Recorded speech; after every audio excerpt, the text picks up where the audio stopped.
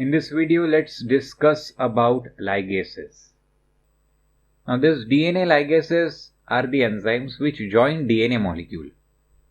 Okay, this DNA ligases synthesizes phosphodiester bonds between nucleotides which are present at the end of two different molecules.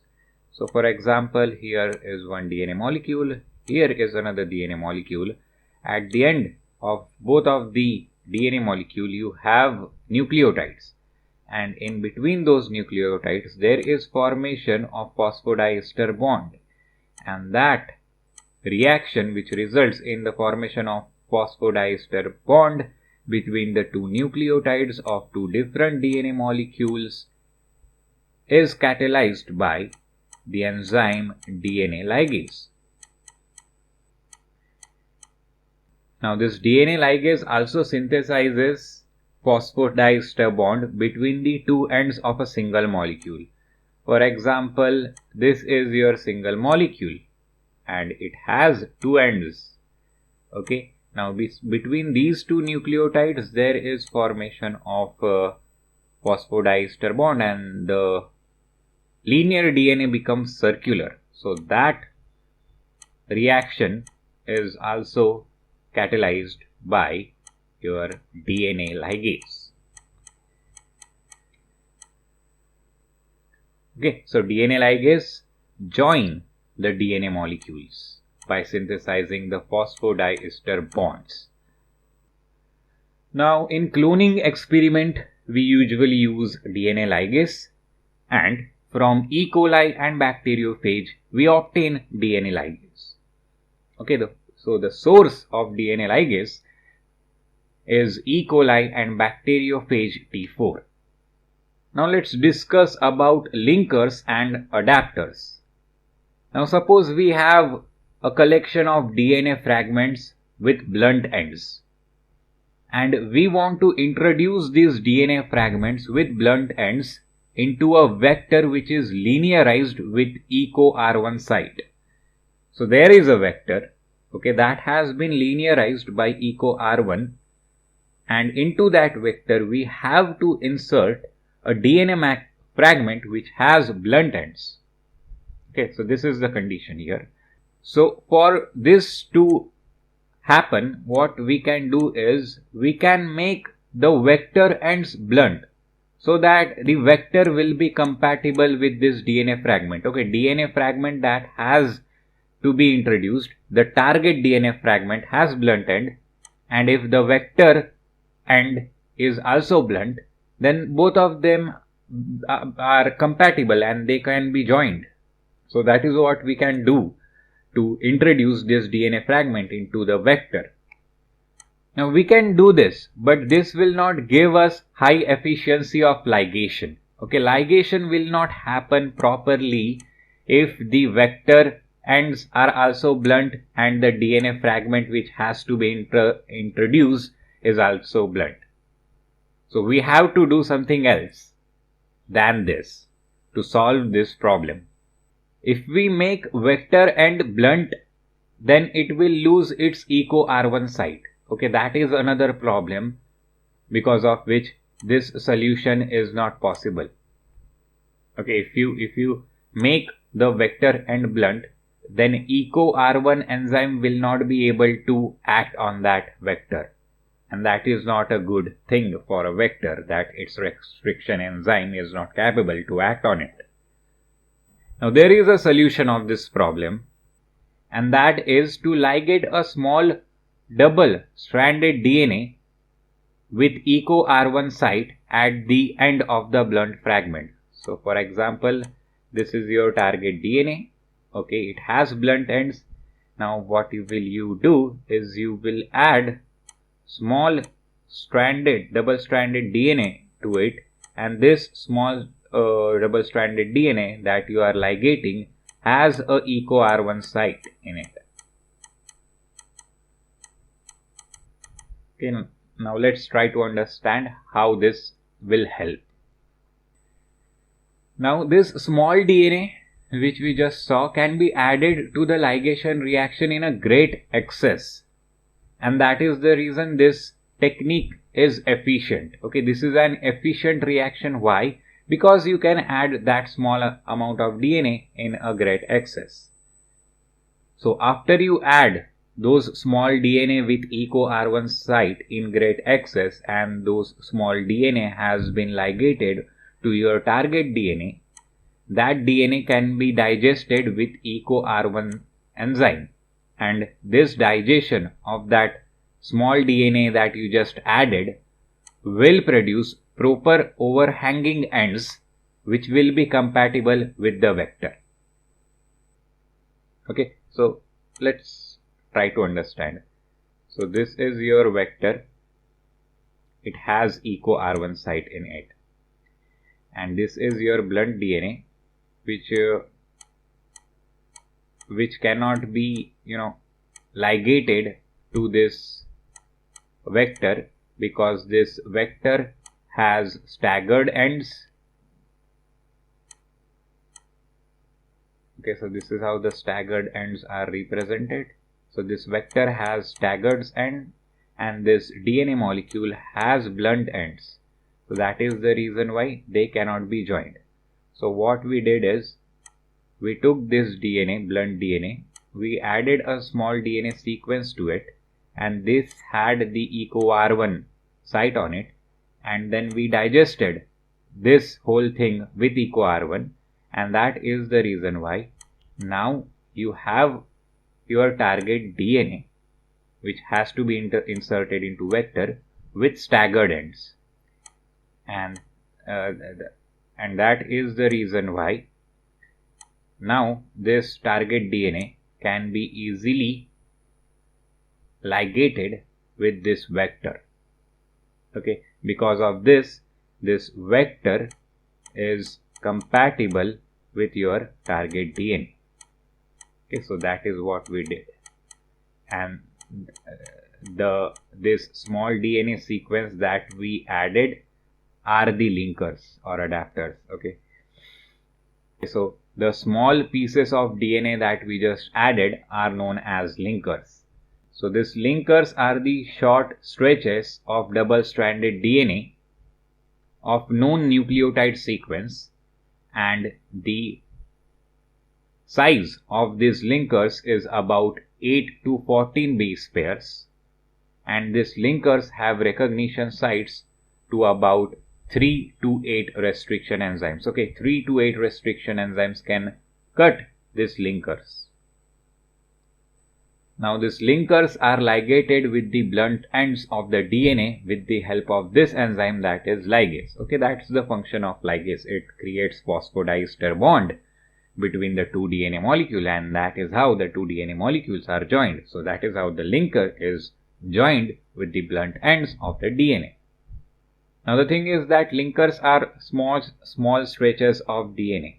Okay, so that is the reason why they have high concentration in the reaction mixture. Okay, there is high concentration of small molecules in the reaction mixture, and because of this the ligation is very efficient as compared to blunt end ligation of large molecules.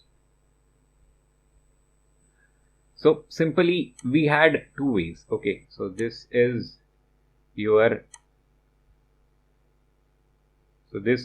vector.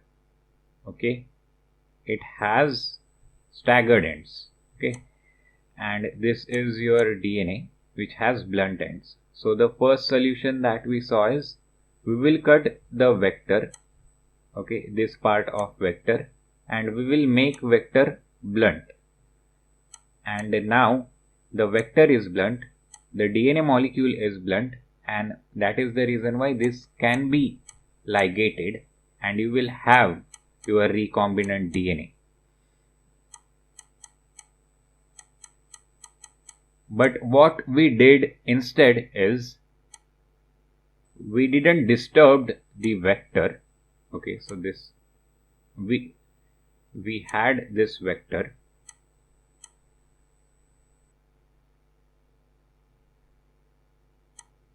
okay, we didn't disturb the vector. What we did is we added linkers to this blunt DNA. so that its end becomes staggered, and then we joined these two. And so consider this and this. Okay, you can add a large quantity of this linker as compared to this large DNA molecules, and that is the reason why this reaction becomes more efficient. Okay, the ligation becomes more efficient and the productivity increases, and that is the reason why you use linkers instead of cutting the staggered ends of the vector. Now cohesive ends are generated by digesting the DNA with appropriate restriction enzymes, and that generates the cohesive ends by cleaving the restriction sites of the linkers. Okay, you add linkers had restriction site, you cleaved those restriction sites with the appropriate restriction enzyme, and that resulted in the formation of the cohesive ends. Now there is a problem with linkers. The problem is that these restriction sites for the enzyme which generates cohesive ends may be present in the target DNA. So this is how it looks like. Okay, this is the target DNA. Okay, and these are the linkers in green color. Now after ligation with the linkers, you digest this thing with the restriction enzymes. Now the restriction enzyme cuts the linker and then produces the blunt ends. But if the restriction site is present in the target DNA molecule, then it will also cut the target DNA molecule, and that will be not a good thing for the experiment. So this is the problem with linkers, that you have to make sure that the restriction site that exists in linker should not exist in your target DNA molecule. Okay, so this is how it looks. Okay, this is the blunt end. This is your target DNA molecule. It has a blunt end. You ligate with a linker, and that is how it looks. And after this, you digest this linker with a particular restriction enzyme, and it generates a blunt end. Now this blunt end that is generated by this thing is compatible with the staggered end of the vector. Okay, there is a staggered end in the vector. With that staggered end, this staggered end of your target DNA molecule is compatible now. Now we saw the problem with linker. Okay, this was the problem with linker. Yeah, right. This is the target DNA molecule. This is your linker. It has a particular restriction site, but that same restriction site, if it existed in target DNA molecule also, then that target DNA molecule will also be cleaved, and then there will be no point of doing that experiment. Okay, so this problem of linker is being overcame with the help of adapters. Now adapters are the linkers with cohesive ends. So let me explain you. So this is your target DNA. Okay, you added linkers to it, and then you digested it, and then the cohesive ends were produced. Okay, so that is how the linker worked. Okay, after this the cohesive end were produced. But what you do in case of adapter is this is your target DNA molecule, and the thing that you are going to attach has already cohesive ends. You don't need to digest it. Okay, and these are your adapters. You don't need to digest it. They have already cohesive ends, and these are your linkers that you first ligate and then you digest, and then the cohesive ends are produced. Now the idea behind the adapter is that you ligate this staggered adapter to the blunt end of the DNA fragment. So your adapter has two parts. Okay, consider this is the adapter. It has a staggered part and it has a blunt part as well. Now what you do is you attach this blunt end of the adapter to your target DNA molecule, and that is how the new molecule which is generated by this has sticky ends. Okay, this is the sticky ends that this new DNA molecule have now. Okay, so that is the idea behind the adapters. Now there is problem with this adapter as well. The problem is that the sticky ends of the individual adapter molecule can base pair with each other to form a dimer. For example, this is your adapter, there is another adapter. The thing is that these both can ligate, and then they will produce a molecule something like this, which is of no use. Okay, what are you going to do with this? So that is the problem with this adapter as well. So the new DNA molecule which is produced by this has it is blunt ended. So there is no use of this. So that is the problem with the adapters. Now this problem can be corrected by using a precise chemical structure of the ends of the adapter molecule. Okay, the ends of the adapter molecule, you give them a precise chemical structure so that they will not ligate with each other. So that is how you overcome this problem also. So this is how it looks like. Okay, this is your adapter, this is your blunt. The blunt of the adapter you join with your target DNA molecule, and after ligation your target DNA molecule has a sticky end. Okay, so that is how it looks.